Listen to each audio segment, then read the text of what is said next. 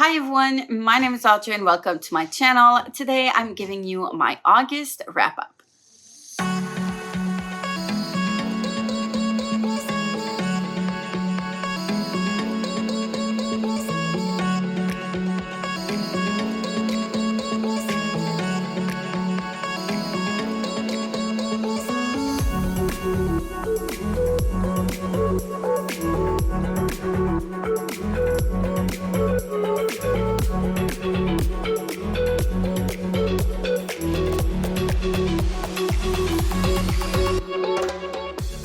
I didn't think it'd be this hard to go and try to let you down.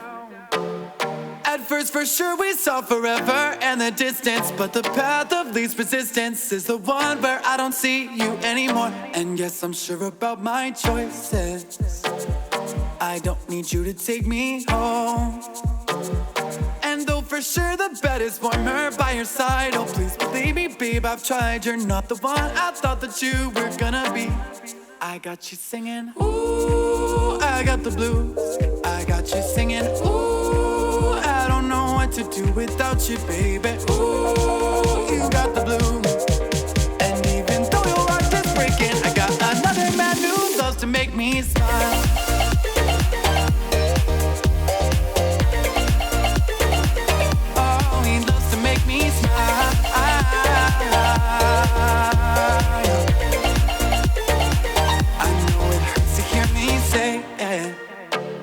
So can you just get up and go? Oh, you say the best I've ever had, I won't be bad, you drive me mad.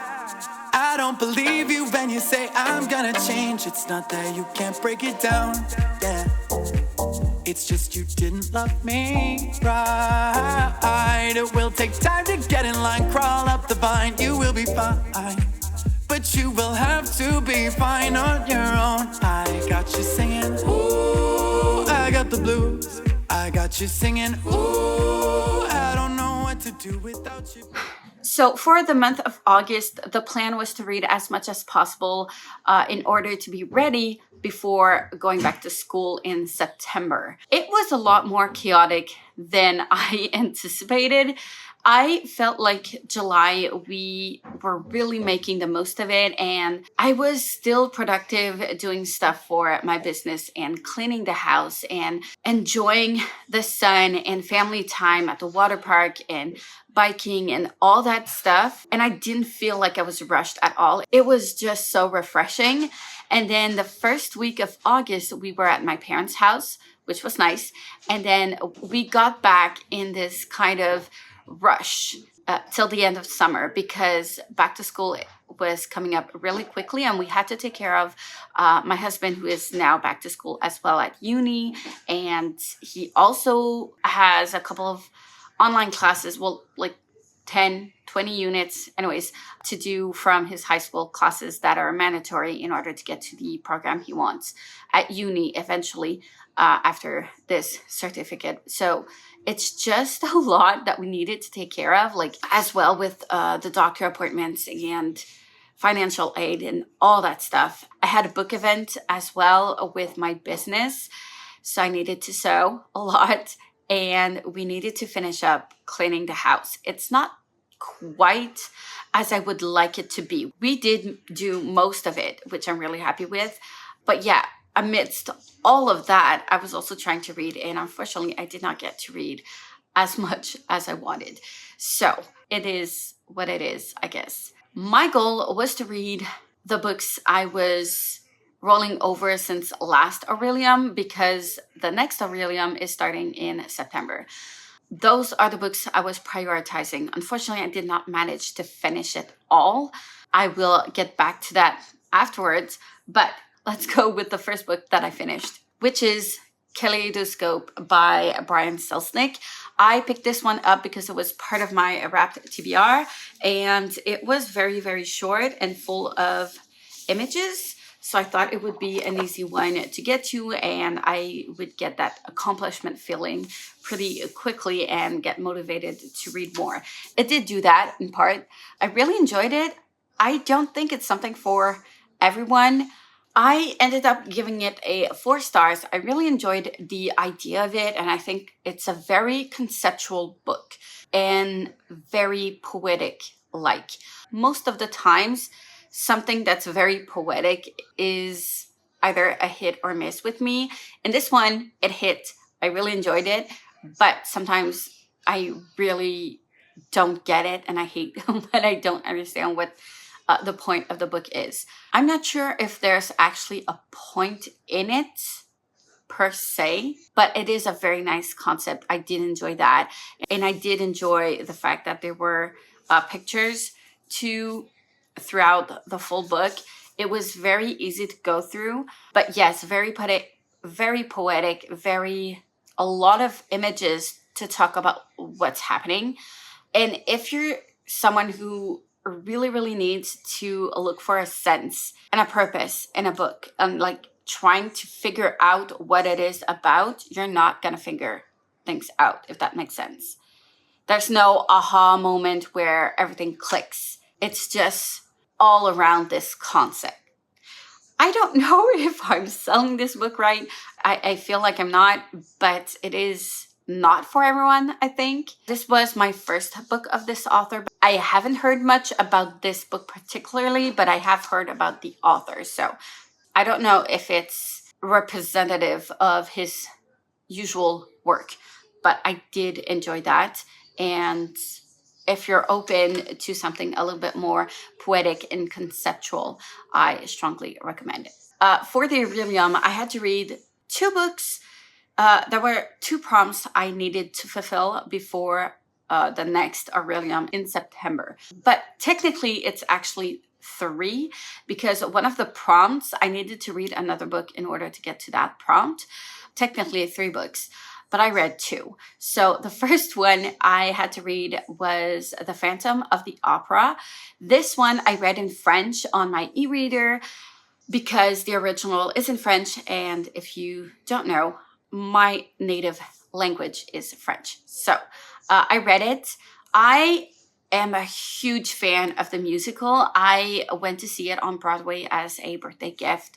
It was my 19th birthday, where I went with my mom directly on Broadway in September. And I was in awe of everything that was on stage. I was at the edge of my seat for like 3.5 hours straight. And I just loved it so much. I had goosebumps throughout the whole play. It was just amazing. And I afterwards saw the movie because I didn't see the movie beforehand. And I watched the movie and I was quite disappointed because I did not get that feeling that I had when I went to see the play. It's just so different. And I feel like the musical set the bar so high that like the movie was very disappointing to me. I did enjoy it, but definitely not as much as the musical. So I was hoping to enjoy the book a lot more than the movie. I don't know why. Unfortunately, I hated this book. It was such a disappointment. There are multiple things in here that didn't make it for me. First of all, the way that the story is told is very redundant and boring and not getting the reader invested in the story. So it's basically someone who's just talking about a story, talking about something. And you feel like the narrator is an actual character because he does say like, oh yeah, I did this when I talked to this person. He told me that this and then this. I'm going to talk to you about it a little bit later, but he did say this and this and that. And then when we like, it just never stops. And it's just so boring to read. Just retell the whole thing without like running around in circles. Just get to the point. There were so many useless pages and words and paragraphs. It's ridiculous. I did not like it at all. And in the book, both male main characters are depicted as horrible. First of all, Phantom is straight up horrible. and creepy in the book. And Raoul, who is the character we're supposed to root for, was just such a mess. He's as horrible, almost, as the Phantom, in my opinion, because he just gets so obsessive over Christine, and there's nothing on page that tells you why he's in love with her. We're just supposed to assume and like believe that he's in love with her and he cannot live without her, when we don't even know why. We haven't seen any chemistry between the characters. We haven't seen anything that happened between them that would justify this obsessiveness. And it's ridiculous. And compared to the musical, Raoul is kind of ish obsessed, but not at this intensity. And it's really creepy in the book how his only character trait, personality trait, is being obsessed over Christine. Like, no, I don't like that at all. And that was not the case in the musical, unless I remember incorrectly. But that's not how I felt when I saw it the first time. I did not want to root for Raoul, but I didn't feel him as creepy as in the book. And the Phantom was a bit creepy considering that he did kidnap Christine, but it wasn't as creepy in the musical as in the book. So I don't know. It's just so weird. Also, Christine has no personality at all. She's just this naive little girl who doesn't know what she's doing, and she believes everyone, and like, it's so weird. I hate that version of Christine, which is definitely not the version that we had in the musical. She is a brilliant girl who is just taking the opportunity that she got to be able to sing and perform on stage and all that stuff. Yes, the Phantom did give her the opportunity. That opportunity, it was kind of forced, but still, she took it, and she didn't sound that like naive. A bit in the musical, but not as much as in the book. It's like 10 times worse in the book. I don't get it at all. Anyways, yeah, those are the main reasons why I did not like this book. So, big disappointment here. I give it a 2 stars. I could not wait to finish it, unfortunately. And I'm so sad I didn't enjoy it as much as the musical, because the musical is top tier. All right, moving on to the next book. The next prompt I needed to finish for William was He Who Drowned the World by Shelley Parker Chan, book number 2 of the duology. And since I read She Who Became the Sun a long time ago, I wanted to reread this one in order to get to this one. And unfortunately, I did not manage to finish. I just started He Who Drowned the World, so that is not done with. Anyways, I did finish She Who Became the Sun, though, and I feel like I would have had a harder time getting into He Who Drowned the World have I not reread this one. I did remember a lot of things, but there's a lot of things I did that I remembered while I was reading it, and I could not name those things to someone before the reread, if that makes any sense. The things I remembered the most was like throughout the first part, which is the first 60-ish pages, I think.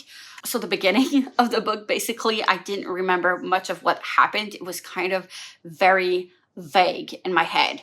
As I was rereading it, it all came back to me, except for the ending, which I was a bit unsettled with. And I think that's why I didn't remember it, because I just remembered being unsettled about it, if that makes sense. But yes, I am making a dedicated vlog about this duology. So if you're interested, please stay tuned for that. It's going to come up shortly-ish during the next month, hopefully. Otherwise, that would be a very bad sign. But yes, I really enjoyed it. I loved it the first time around. I'm pretty sure I gave it a 5 stars the first time. And I'm still giving it a 5 stars. I love this book. It's pretty fast-paced. A lot of things happen, but at the same time, not always. But it's a lot of things happen and it goes on quickly. And there are some parts where it's a little bit slower during the middle. But since the pace is so quick, it is a good breather towards that part where you can just like breathe and not be in a rush of like fightings and war scenes and like all the time. So I wasn't bothered by that at all. It is grim, but I wouldn't say it is as grim as the Poppy War. But it does talk about like surviving and what you would do and what price you would pay in order to survive. But at some point it gets bigger than that. And I love the discussions that it brings out and the reflections I get from like reading it. And also the other thing I did not know is that it is a gender fluid retelling of part in Chinese history, which is the Yuan dynasty, if I'm not mistaken. Which is something I found very interesting because the first time around, I did not know that going into it. And I thought it was still just like a fantasy book. When I researched a couple of things because I was curious, I found that out. And there's a lot, most of the characters in here actually did exist in Chinese history. So I thought that very, very interesting and even more intriguing for me to get into it. And yeah, I really enjoy that. I love to learn about other cultures, and especially if those stories are from history of that culture, I really appreciate it. So yeah, I give it a 5 stars. And that's pretty much it for me. That's all I managed to read. Actually, this one I did manage to finish it on September 1st instead of August 31st. But we're not going to talk about it that much because most of it was read in August. So I'm counting it as an August read. I still need to read He Who Drowned the World in order to get to my September Aurelium. That's what I'm giving myself a goal to do. So as you can see, I'm not making much progress. It has been a very rough back to school moment. Let me know how your August reading has been. Have you read any of the books that I talked about in here? Do you agree with my ratings? I would love to know.